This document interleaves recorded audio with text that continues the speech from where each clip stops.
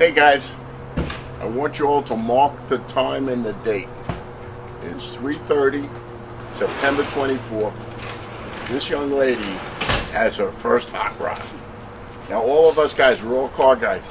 Remember back what our first hot rods were. Something real, some power, 400 horsepower plus.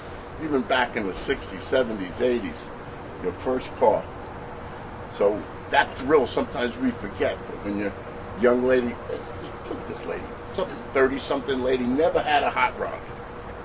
Works here, and I think you've seen the video. We put this cool little engine for her together, and her brother helped her fit everything in the car, and it's here. Today's the day.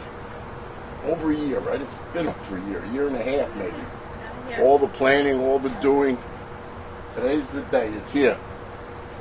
Fits right in. Beautiful little street car. Nothing fancy, but just trick enough to be cool.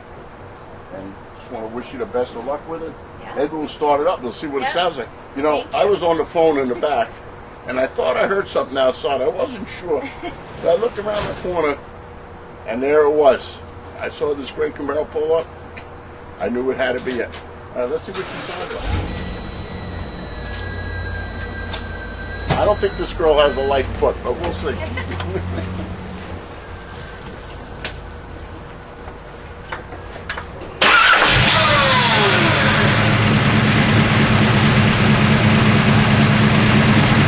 It's alive!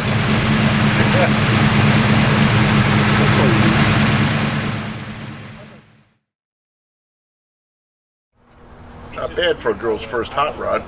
Cool looking dash, all original interior, still in really nice shape. This is something that, you know, kids, young people all around the country, they just would love to have something like this and cruise around and have a little fun. That's what makes hot rodding great.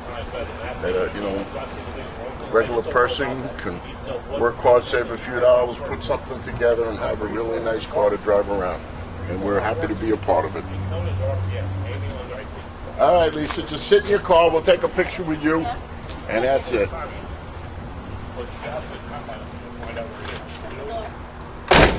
right. Happy trails. Thank you. All right. That's cool.